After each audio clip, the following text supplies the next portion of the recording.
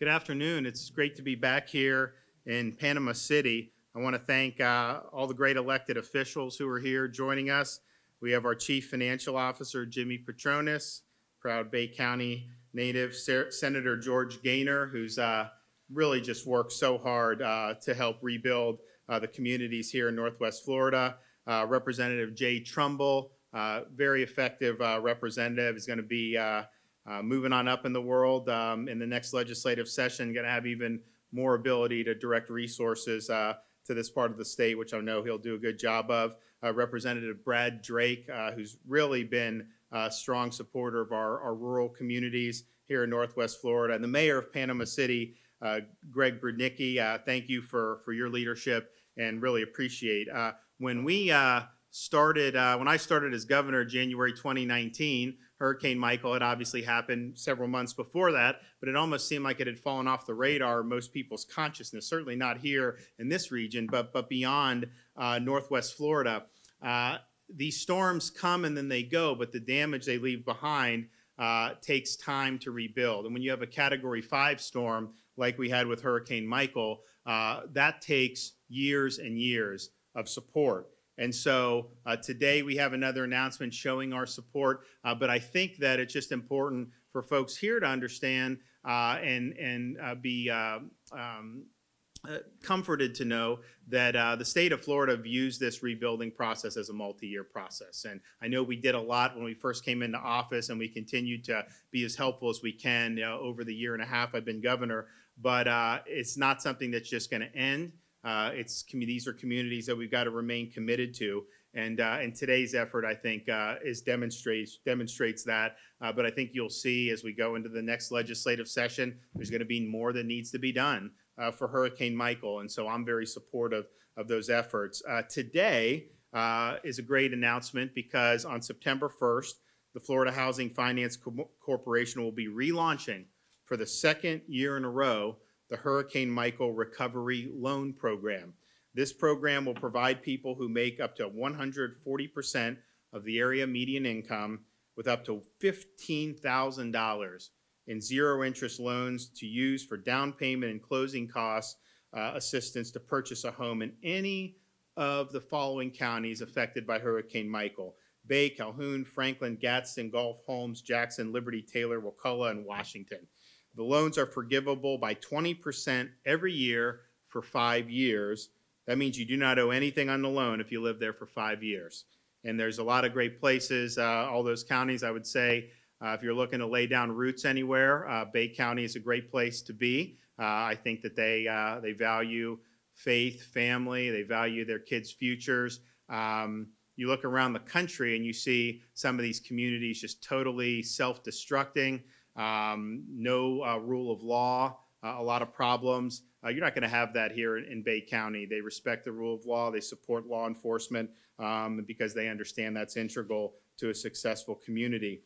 On the 20%, the exception to that is active duty service members. If you're active duty and reassigned to a different location, the loan will be completely forgiven regardless of how long you've lived in the house. So last year, the legislature funded the program with $5 million. Which was able to help 335 families. This year, because of the leadership of Senator Gaynor, Representatives Trumbull and Drake, the legislature funded the program at $10 million.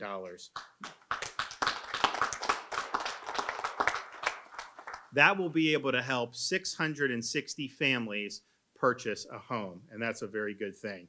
So it helps to hear, to understand how this affects individuals. We received story of Kristen Cummings. So she's a mother of 3 children here in Bay County and has been teaching first graders with unique abilities for 13 years. After Hurricane Michael destroyed her home, she was not left with many options. She and her family moved into an RV parked in their driveway, which was sadly a common story for victims of this storm.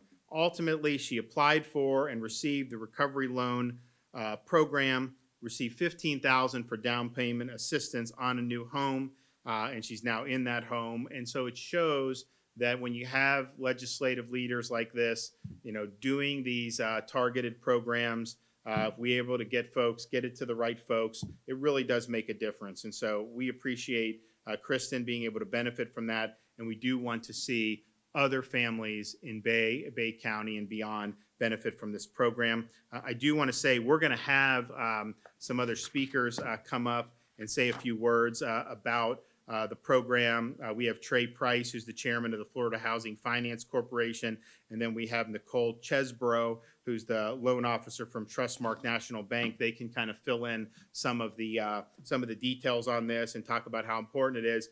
Just a quick update on COVID-19. We have trends in Florida that have been trending in the right direction for many weeks now. Last week, we had the lowest percentage of tests that tested positive since the week of June 7th. It was also the 6th straight week where we had a decline in the positivity rate. Patients with coronavirus who've been hospitalized have declined by nearly 40% since peaking statewide on July 22nd. Patients who are COVID positive in the ICU has declined by nearly 30% since peaking on July 18th. And here in Bay County, we've seen downward trends both in terms of hospitalizations and ICU hospitalizations. Statewide, the number of individuals who are showing up at EDs, the emergency departments, for COVID-like illnesses has been declining for weeks and weeks, and in fact, is down as much as 75% from the peak, which was about July 7th. And so you talk about different indicators, how many tests you do, and what's the criteria. There's a lot of different ways you can do indicators that you really have to look under the hood of, but whether people are showing up at the ED or not, that's just a fact. And if people are showing up in higher numbers, there's more prevalence. When they're showing up in much lower numbers, that's a sign that the prevalence is abated. So we're going to continue to work hard, one goal, one Florida, to be able to continue to see these good trends. But I think that they're durable. I think that they've been lasting now for many weeks. And I look forward to being able to see folks here in Bay County not only have had to respond to the coronavirus, but obviously, as we know, the Hurricane Michael. So the resiliency of this area has been inspiring, and we'll continue to be here to be supportive in any way we can. And with that, we'll turn it over to Florida Housing Finance Corp. Thank you. Thank you, Governor. Thank you. Good afternoon. My name is Trey Price. I'm the Executive Director of Florida Housing Finance Corporation. We're the state's housing finance agency that provides housing options for renters and home buyers. When Hurricane Michael made landfall in 2018 as a Category 5 storm, it barreled into Florida's panhandle, devastating and displacing thousands of residents and families. Seeing the damage and high demand for housing, we at Florida Housing Finance immediately began implementing both short-term and long-term housing solutions for impacted Floridians, for both renters and homeowners. Last year, after talking with impacted residents, including our local board member, Ray Dubuque, who's here with us today, as well as local realtor, Katie Petronis, who is here with us as well, Florida Housing committed $5 million in down payment and closing cost assistance for home buyers in counties impacted by the storm. In less than 4 months, those funds were reserved by homeowners and home buyers and generated over $56 million in home loans. The legislature, led by Senator Gaynor, Representative Trumbull, and Representative Drake, recognized the success of this program and advocated for another $10 million to continue the recovery efforts. And we were thrilled when Governor DeSantis agreed when signing the budget into law earlier this year. This program will be launched on September 1st, and Florida Housing will be offering up to $15,000 in down payment and closing cost assistance for qualified home buyers, whether they're looking for a new home or looking to move into the area and help with the rebuilding effort. For more information, we urge people to please go to our website at www.floridahousing.org or contact a local financial institution about participating in the program. Thank you so much, and now I'm going to introduce one of our loan officers, and that's Ms. Chesbrough, who can talk a little bit more about the successes she saw in the program last summer. Thank you. Thank you. My name is Nicole Chesbrough, and I work at Trustmark National Bank. And I want to thank, first of all, the legislature of bringing the program back. It was such a blessing last year being able to assist so many homeowners with monies that they just had no idea how to come up with. And then on top of that, that it's forgiven at a rate of 20% per year or 5 years, no repayment is just amazing. I've told my helpers, because I can't do this by myself, to buckle up. It's gonna get crazy. We're excited and we're extremely thankful. Just helping people here in our local area. There's so many people that are still living with family members because they can't afford the rent, or or they just don't have the funds for the down payment. So we're extremely grateful and thank you so much. Oh, yeah. Thank you. There you go. Well, thank you so much, and I think this really is important. And I would just say it's as people look around and what's going on in Florida, I mean, there really are a lot of opportunities, I think, in Bay County. It's a great community. If you're looking for a good place to live and raise a family, this is really a good place to be. I know that they've been able to keep more people here as a result of this program than they otherwise would have.